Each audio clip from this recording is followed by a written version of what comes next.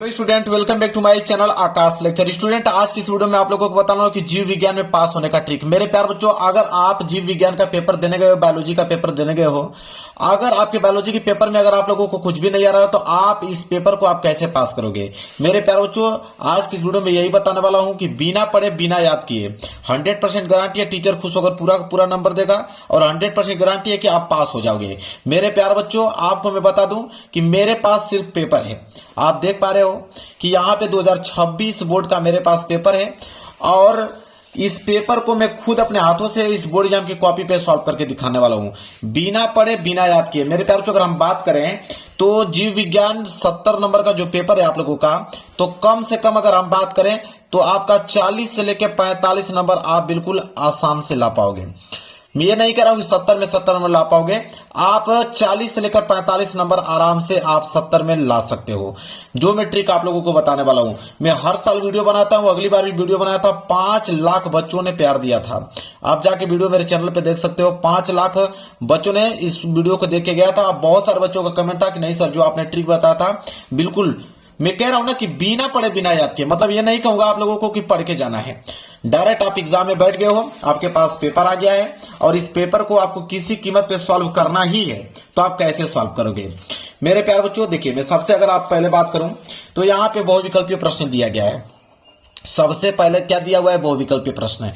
एक बात मैं आप लोगों को बता देता हूं कि जो ऑब्जेक्टिव प्रश्न का ट्रिक क्या होता है। देखिए, अगर मैं आपको हकीकत में बताऊं तो कोई ऐसा ट्रिक ही नहीं है जो ऑब्जेक्टिव क्वेश्चन को सॉल्व कर पाए। हाँ, कुछ चीजें ऐसे हैं जो कि ऑप्शन के ऊपर डिनोट करते हैं, वो होता है 5%। 5% कुछ ऑप्शन ऐसे बन के आते हैं, मैं थोड़ा आपको डिस्कस कर देता हूं।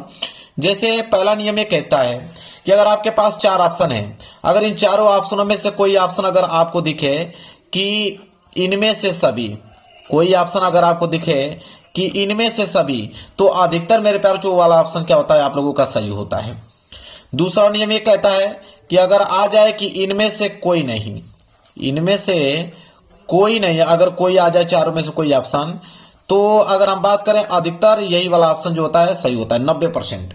अगर तीसरा ये दे दे इसमें से कि ए और बी दोनों सही हैं, होता है ना कोई ऑप्शन कि ए और बी दोनों सही हैं, ऐसे जब दे दे तो यही वाला ऑप्शन सही होता है। लेकिन मैंने क्या कहा कि 5% ऐसे केस में ऑप्शन बनते हैं, बाकी 95% केस में ऑब्जेक्टिव क्वेश्चन में चारों के चारों ऑप्शन यहाँ पे क्या होते हैं, अलग होते हैं। जैसे बोला यहाँ पे कि टेपिटम परत का कार्य होता है। अब यहाँ पे देखिए चारों ऑप्शन अलग हैं, ये वाला ऑप्शन अलग, ये वाला ऑप्शन अलग, ये वाला ऑप्शन अलग, ये वाला ऑप्शन अलग।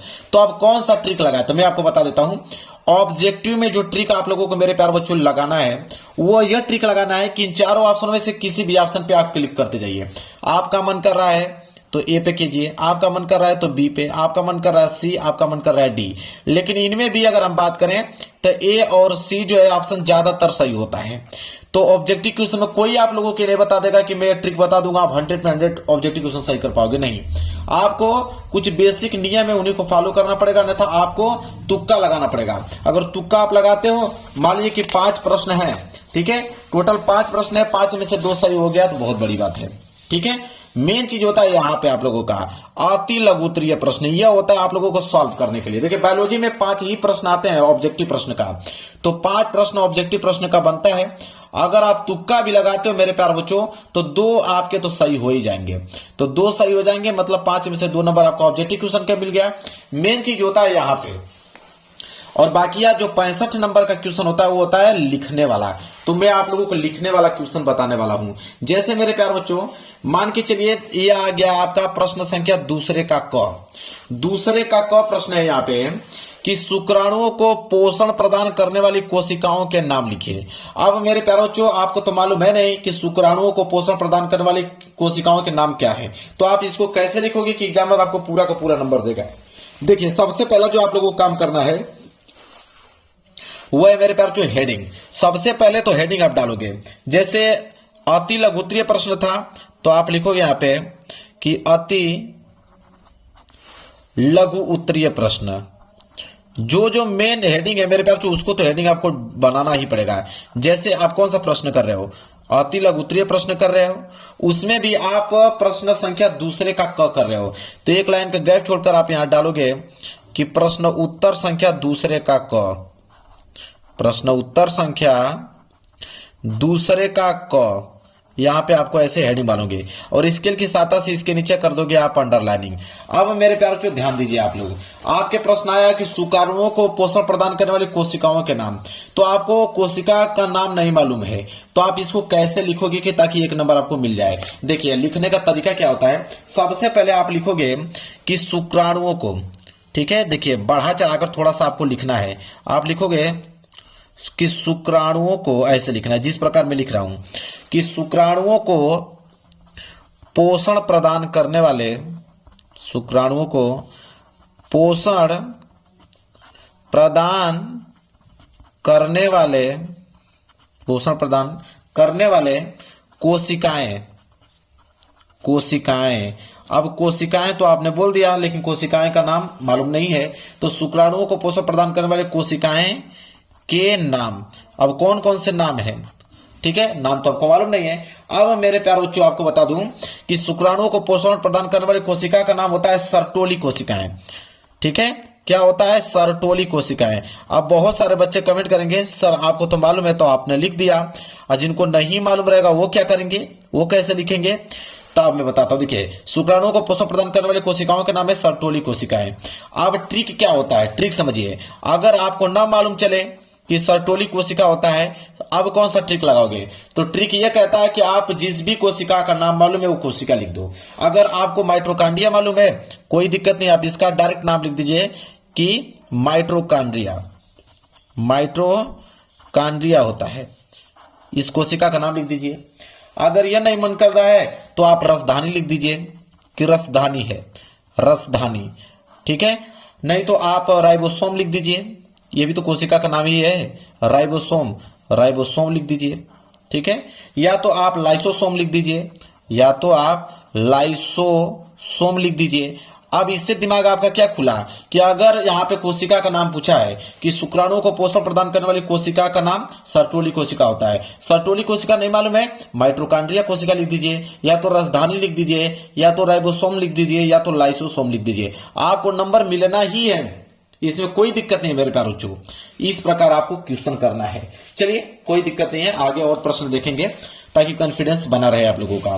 मान लीजिए ये वाला प्रश्न आ गया कि एमटीपी और जेडआईएफटी का पूरा नाम लिखिए, ठीक है, तो जब भी आप लोगों का फुल फॉर्म वाला आएगा ही आएगा कि इसका फुल फॉर्म नाम लिखिए, तो जब भी फुल फॉर्म आ जाए उसका मैं रामबाण ट्रिक बताने वाला हूं मेरे प्यारे बच्चों। देखिए कैसे, सबसे पहले ख वाला कर रहे हो तो यहाँ पे आपको डाल देना है कि प्रश्न उत्तर संख्या दूसरे का ख, हेडिंग आपको डालना बहुत ही काफी कंपलसरी मेरे प्यारे बच्चों। तो प्रश्न उत्तर संख्या दूसरे का ख कर रहे हो कोई दिक्कत नहीं, आप यहाँ डाल लो कि दूसरे का ख आप कर रहे हैं, स्केल की सहायता से इसके नीचे आप कर दो अंडरलाइनिंग, ठीक है। अब पूरा नाम पूछा है तो आप लिखोगे यहाँ पे कि एमटीपी, एमटीपी का पूरा नाम, ये हेडिंग होगा आपका, एमटीपी का पूरा नाम। इसके बाद नीचे एक लाइन का गैप छोड़ के यहाँ पे जिफ्ट, जेडआईएफटी का पूरा नाम, फुल फॉर्म पूछा है, पूरा नाम का मतलब होता है फुल फॉर्म। देखिए कैसे लिखेंगे, अब मेरे प्यारे बच्चों ध्यान दीजिए आप लोग, जैसे एमटीपी का पूरा नाम लिखना है तो एम का फुल फॉर्म क्या होगा, मतलब कोई भी आपको लिखना है वो एम से ही स्टार्ट होना चाहिए। जैसे मेडिकल, एम से आपने कर दिया मेडिकल, अगर मेडिकल के अलावा कोई और भी दूसरा नाम लिखना चाहते हो तो यहां एम से ही स्टार्ट करो, मेडिकोर लिख दो, ठीक है, मेडिफाई लिख दो, मतलब कुछ भी लिखना है लेकिन एम से ही स्टार्ट होना चाहिए। जैसे मैंने यहाँ एम का मतलब मेडिकल लिख दिया, टी का मतलब क्या लिखेंगे, तो यहाँ पे आप ट्रांसफर लिख सकते हो या तो टर्मिनेशन, इसका रियल नेम होता है टर्मिनेशन। अब मेरे प्यारे बच्चों मैं तो मालूम है मैं टर्मिनेशन लिख दिया, आपको ना मालूम चले तो आप टी से कुछ भी लिख दो, ट्रांसफर लिख दो, ठीक है, टर्मिनेशन हो गया। और भी कोई वर्ड लिखो जो टी से स्टार्ट हो, तो यहां मेडिकल टर्मिनेशन ऑफ पी से प्रेगनेंसी, पी से क्या हो जाएगा यहाँ पे प्रेगनेंसी। अगर ना मालूम चले तो आप पी से कोई भी वर्ड लिख दीजिए, कोई दिक्कत नहीं है। इसी तरह जिफ्ट का पूरा नाम, तो जैसे जेड है तो जेड से हो जाएगा जाइगोट, यहाँ पे मैंने लिख दिया जाइगोट। ना मालूम चले आपको तो जेड से कोई भी वर्ड यहां बनाकर लिख दीजिए। इसी तरह आई से क्या होता है इंट्रा, आई से क्या हो जाएगा इंट्रा, और एफ से फेलोपियन, फेलोपियन, फेलोपियन मतलब जाइगोट इंट्रा फेलोपियन। बचा आपका टी, टी से मैंने यहां पे ट्रांसफर लिख दिया, ट्रांसफर, ट्रांसफर हो गया, फुल फॉर्म बन गया भाई। तो ऐसे आपको कम करना है। फुल फॉर्म का मतलब यही होता है कि जैसे एम से स्टार्ट कर रहे हो तो एम से यहां पे स्टार्ट होना चाहिए। टी का कोई भी वर्ड लिख रहे हो मतलब टी से वो स्टार्ट होना चाहिए, टर्मिनेशन। पी से लिख रहे हो तो पी से जैसे प्रेगनेंसी, आप कुछ भी वर्ड लिखो लेकिन पी से स्टार्ट होना चाहिए। समझ में आ गया ना? तो ये होता है फुल फॉर्म लिखने का तरीका मेरे प्यारे बच्चों। चलिए 2 नंबर वाले भी प्रश्न देख लेते हैं। जैसे मान लीजिए लघु उत्तरीय प्रश्न पहला कर रहे हो, जिसमें से प्रश्न संख्या तीसरे का क आ गया। ठीक है, तो तीसरे का क आ गया तो सबसे पहले तो आप हेडिंग बनाओगे कि प्रश्न उत्तर संख्या तीसरे का क। प्रश्न उत्तर संख्या तीसरे का क है तो आप लिखोगे तीसरे का क, और ऊपर आपको हेडिंग डाल देना है यहां पे ऊपर कि लघु उत्तरीय प्रश्न फर्स्ट। ऊपर आपको लिख देना है यहां पे कि लघु उत्तरीय प्रश्न फर्स्ट। ठीक है, ऐसे आपको लिख देना है। एक लाइन का गैप छोड़कर ये वाला लिखिएगा, प्रश्न उत्तर संख्या तीसरे का क। ये हेडिंग आपने डाल दिया। तीसरे का क क्या बोला है उसको देख लेते हैं। बोला है कि अफीम क्या है या किस पौधे से प्राप्त होता है, 2 नंबर। तो मेरे प्यारे बच्चों आपको मालूम है अफीम क्या होता है। तो अफीम एक क्या है, नशीला पदार्थ है जिससे नशा होता है। तो आप लिखोगे यहां पे कैसे इसका उत्तर लिखोगे कि अफीम एक नशीली पदार्थ है, ऐसे लिखोगे। अफीम एक नशीली पदार्थ है। ठीक है, नशीली पदार्थ है। यह किस पौधे से प्राप्त होता है, तो आप लिख दोगे यह पोस्त नामक पौधे से प्राप्त होता है। पोस्त नामक पौधे से प्राप्त होता है। अगर आप पोस्त का पौधा का नाम नहीं मालूम है तो कुछ भी पौधे का नाम लिख सकते हो। पोस्त नामक पौधे से प्राप्त होता है। जब पौधे का नाम आपको मालूम चल जाए कि पोस्त नामक पौधे से प्राप्त होता है तो आप इस तरह लिखिएगा कि पोस्त के कच्चे फल, ऐसे बना के लिख सकते हैं आप कि पोस्त के कच्चे फल को काटने पर जो दूधिया मतलब दूध कलर का जो रस निकलता है, दूधिया रस निकलता है, उसे सुखाने पर अफीम बनता है। उसे ऐसे लिख सकते हो, उसे सुखाने पर अफीम बनता है। ऐसे बना के लिखना है मेरे प्यारे बच्चों, अफीम बनता है। देखते हैं कौन नंबर आप लोगों को नहीं देता है। पूरा का पूरा नंबर आपको एग्जामिनर दे देगा। तो समझ में आ गया ना इस प्रकार के प्रश्नों को ऐसे हम लोग बनाते हैं। जैसे प्रश्न और यहाँ पे दिया, इस प्रकार का प्रश्न बहुत ज्यादा देता है कि ग्लाइनफेल्टर एवं टर्नर सिंड्रोम में गुणसूत्रों की संख्या होती है, मतलब कितना होती है गुणसूत्रों की संख्या, तो आपको मालूम है नहीं तो आप लिखोगे कैसे, समझिए। देखिए प्रश्न उत्तर संख्या तीसरे का ख है ना, तो सबसे पहले तो आप हेडिंग डालोगे कि प्रश्न उत्तर संख्या तीसरे का ख। प्रश्न उत्तर संख्या तीसरे का ख। अब एक चीज बता देता हूं मेरे प्यारे बच्चों, आप ध्यान से उस चीज को समझ लीजिएगा कि देखिए एक काम आपको करना है कि किसी भी प्रश्न को छोड़ना नहीं है मेरे प्यारे बच्चों, किसी भी प्रश्न को छोड़ना नहीं। आपका टारगेट क्या रहेगा बायोलॉजी में, अगर आप 40 से लेकर 45 नंबर लाना चाहते हो तो यह काम पहले करना है कि किसी भी प्रश्न को छोड़ना नहीं है। और सादा पेज बिल्कुल नहीं छोड़ना, मतलब एक भी पेज आपका सादा ना हो, मतलब सारे के सारे प्रश्नों का जवाब देकर उस पेज को भर दीजिए मेरे प्यारे बच्चों। अगर किसी भी प्रश्न का उत्तर ना आए तो यह ट्रिक लगा देना। जो ट्रिक मैं आप लोगों को बता रहा हूं वही ट्रिक आप लोगों को अपनाना है। टीचर खुश होकर पूरा का पूरा नंबर देगा, इस बात का दावा करता हूं। बस जो ट्रिक बता रहा हूं उसको आप समझते चलिए मेरे प्यारे बच्चों। चलिए जैसे ये ट्रिक अभी बोला था ना, इसमें क्या बोला है प्रश्न में कि क्लाइनफेल्टर एंड टर्नर सिंड्रोम में गुणसूत्रों की संख्या कितनी होती है। चलिए देखते हैं। तो हम लोग लिखेंगे यहाँ पे मेरे प्यारे बच्चों, इसका उत्तर कैसे लिखेंगे। सबसे पहले हेडिंग डालेंगे, क्लाइनफेल्टर था तो लिखेंगे यहाँ पे क्लाइनफेल्टर, ये हेडिंग बना देंगे। एग्जामिनर को समझ में आएगा कि बहुत बढ़िया हेडिंग बना के लिखा है। तो क्लाइनफेल्टर आपने हेडिंग बना दिया। इसको कैसे लिखना है, डायरेक्ट गुणसूत्रों की संख्या नहीं लिखना है कि 22 होता है कि 33 होता है कि 47 होता है कि 45, डायरेक्ट नहीं लिखना है। आपको लिखना किस प्रकार है, देखिए बना कर लिखना है। आप लिखोगे सबसे पहले कि क्लाइनफेल्टर सिंड्रोम से पीड़ित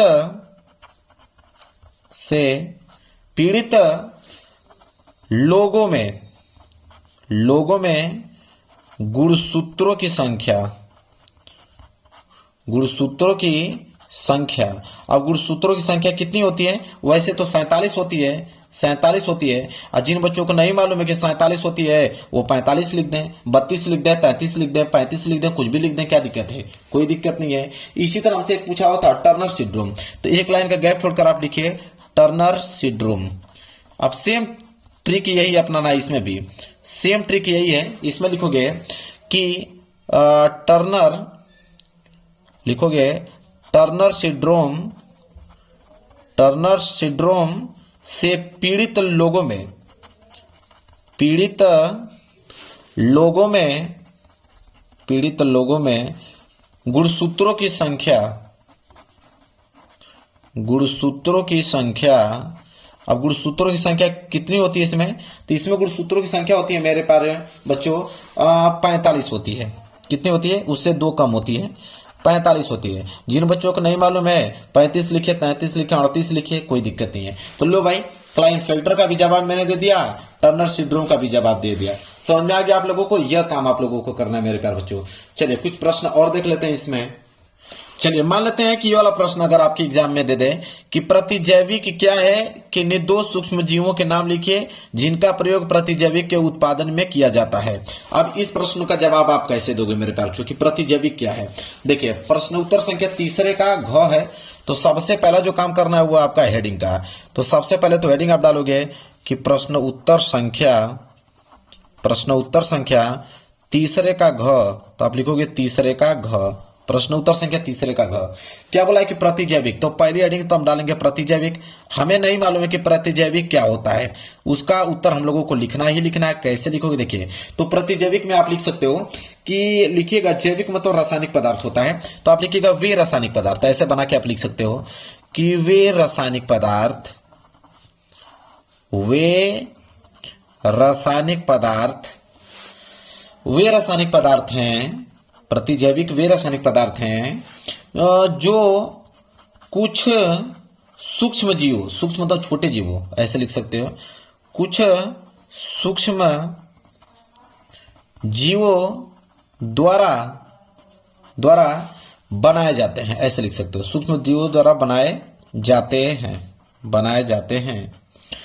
और क्या करता है वो रोग उत्पन्न करने वाले बैक्टीरिया को रोकता है। लिख सकते हैं कि वे रोग उत्पन्न करने वाले, वे रोग उत्पन्न करने वाले बैक्टीरिया, जिसे हम लोग जीवाणु बोलते हैं, करने वाले जीवाणु लिख सकते हो या बैक्टीरिया भी लिख दोगे, कोई दिक्कत नहीं है। उत्पन्न करने वाले जीवाणु को रोकता है, रोकता है उसके वृद्धि में, उसके वृद्धि में मतलब उसकी जनसंख्या को रोकता है, वृद्धि में क्या करता है? रोकता है। और क्या करता है? उन्हें खत्म करता है या नष्ट करता है, और उन्हें नष्ट कर देता है, नष्ट कर देता है। ऐसे बनाकर आपको लिख देना, नष्ट कर देता है। और आपसे पूछा था इसमें कि निर्दोष सूक्ष्म जीवों के नाम लिखिए, तो दो सूक्ष्म जीवों के नाम लिखना है जो कि आपको मालूम है नहीं, तो आप लिख सकते हो कि पहला पेनिसिलियम, क्या लिख सकते हो? Penicillium, cilium, Penicillium. इसको इसमें इस तरह लिख देना कि इसमें जो होता है, ऐसे लिखेगा, इसमें पेनिसिलिन, पेनिसिलिन बनता है, इसमें पेनिसिलिन बनता है, ऐसे लिख दीजिएगा। और दूसरा यहां पे लिख दीजिएगा, यहां पे कुछ भी बनाकर, जैसे स्ट्रोपोमाइसिस, ठीक है, स्ट्रेप्टोमाइसिस, माइसिस। आपका मन करे मेरे प्यारों चो तो उसमें कुछ भी, ग्लाइस्टोमाइसिस ऐसे बना सकते हो, ठीक है। तो स्ट्रेप्टोमाइसिस में लिखेगा कि इसमें जो होता है, इसमें जो होता है स्ट्रेप्टोमाइसिन बनता है, ऐसे लिख सकते हो बनाकर, स्ट्रेप्टोमाइसिन बनता है। लो भाई, इसका भी आंसर यहाँ पे कंप्लीट हो गया। कुछ भी याद है? कुछ भी मैं अपने से बना कर लिख रहा हूं मेरे प्यारे बच्चों, मैं सब कुछ अपने से बना कर लिख रहा हूं। यहाँ पे देखिए कैसे कैसे नंबर मिल रहे हैं मेरे प्यारे बच्चों, समझ में आ गया। इसके बाद मेरे प्यारे बच्चों देखिए, आपको काम करना क्या है कि अगर कोई चित्र ना आए तो यह ट्रिक लगा देना, पूरा का पूरा नंबर मिलेगा मेरे प्यारे बच्चों। देखिए चित्र की अगर हम बात करें, जैसे यहाँ पे इस पेपर में दिया भी है, मैं दिखा देता हूं आप लोगों को। जैसे यहाँ पे बोला है कि प्रश्न 7वां देख लीजिए कि मनुष्य के नर जनन तंत्र का वर्णन कीजिए, शुक्राणु निर्माण की क्रिया को समझाइए। अब मैं एक चीज बता देता हूं, आज से ही पेपर से अगर एक दिन पहले भी देख रहे होगा ना इस वीडियो को, तो एक चीज मेरा ध्यान से आप लोग नोट कर लेना कि चित्र की अगर हम बात करें मेरे प्यारे बच्चों, तो एक होता है नर जनन तंत्र, नर जनन तंत्र नोट कर लो, नर जनन तंत्र, और एक होता है मादा जनन तंत्र, मादा जनन तंत्र नोट कर लो अभी, मादा जनन तंत्र। और डीएनए का भी यहां पे फिगर पूछ लेता है, डीएनए के साथ आरएनए भी जोड़ लीजिएगा। इसके बाद माइटोकॉन्ड्रिया, माइटोकॉन्ड्रिया मेरे प्यारे बच्चों, माइटोकॉन्ड्रिया का चित्र पूछता है। इसके बाद मेरे प्यारे बच्चों शुक्राणु के, मनुष्य का शुक्राणु जो होता है उसका चित्र पूछता है, अंडाणु का चित्र पूछ लेता है, ठीक है। साथ ही साथ परागण पूछ लीजिएगा, परागण आप नोट कर लीजिए, परागण और बीजांड, मतलब यही गिने चुने जो है चित्र हैं, इनके अलावा कोई चित्र नहीं आता मेरे प्यारे बच्चों। तो अगर एग्जाम के एक दिन पहले भी देख रहे होंगे तो एक एक नजर फेर लीजिएगा इन चित्रों पे, एक एक नजर अगर आप फेर लोगे तो आप बनाकर किसी न किसी तरह उनका चित्र पूरा कर दोगे मेरे प्यारे बच्चों। इनके अलावा कोई चित्र आपके पेपर में नहीं आता है, मतलब 99% चित्र की अगर हम बात करें तो इनको सबसे ज्यादा पूछा जाता है, चित्र की अगर हम बात करें तो। समझ में आ गया। इसके बाद मेरे प्यारे बच्चों ध्यान दीजिए, इसके बाद है कि एग्जाम वाले दिन, देखिए जिस दिन एग्जाम है, मतलब मान लीजिए कि कल एग्जाम है आप लोगों का, तो क्या करोगे, तो एग्जाम वाले दिन सिर्फ ज्यादा दीर्घ उत्तरीय प्रश्न पढ़े हुआ चित्र देखें। देखिए दीर्घ उत्तरीय 6 नंबर वाले प्रश्न होते हैं, अगर दीर्घ उत्तरीय प्रश्न अगर आपने पढ़ दिया तो उसी में से अति लघु उत्तरीय और लघु उत्तरीय प्रश्न उसी को छोटा करके पूछा जाता है। तो अगर एक बार डिटेल में अगर आपने दीर्घ उत्तरीय पढ़ लिया तो 2 नंबर वाले प्रश्न, 1 नंबर वाले प्रश्न, 3 नंबर वाले प्रश्न का जवाब आप आसानी से दे पाओगे। तो ज्यादातर जिस दिन पेपर है उस दिन दीर्घ उत्तरीय ही प्रश्न सिर्फ पढ़ के जाएं, जिससे आपको कीवर्ड मिलेंगे। अगर लॉन्ग क्वेश्चन पढ़े रहोगे तो उसमें कीवर्ड आपको मिलेंगे, उन्हीं कीवर्डों की मदद से आप सारे के सारे प्रश्नों का जवाब दे दोगे और आप आंसर लिख लेंगे मेरे प्यार बच्चों। 1 नंबर एग्जामिनर नहीं कर सकता है, तो यह काम आप लोगों को करना है मेरे प्यार बच्चों, ठीक है। जैसे मान लीजिए कि यह प्रश्न दे दिया, देख रहे हैं जीवन की उत्पत्ति से आप क्या समझते हैं, यहाँ पे ऑस्ट्रेलोपिथेसिन जैसे आदिमानव से क्या समझते हैं, संक्रामक रोग से क्या समझते हैं, डरनीवाद से क्या समझते हैं, ये सब 3-3 नंबर वाले प्रश्न हैं। इन सब का जवाब आप दे पाओगे मेरे प्यार बच्चों, सिर्फ एक बार दीर्घ उत्तरीय प्रश्न पढ़ लोगे तो। समझ में आ गया। यह ट्रिक आप अपनाकर मेरे प्यार बच्चों, आप 70 नंबर का जो पेपर है उसमें 40 से लेकर 45 नंबर आप आसानी से गेन कर पाओगे। 100% बता रहा हूं आप लोगों को। वीडियो पसंद आए तो वीडियो को लाइक कर देना मेरे प्यार बच्चों, और चैनल पे नए हो तो चैनल को जरूर सब्सक्राइब कर लेना। मिलेंगे एक प्यारा से नेक्स्ट वीडियो में, तब तक के लिए धन्यवाद।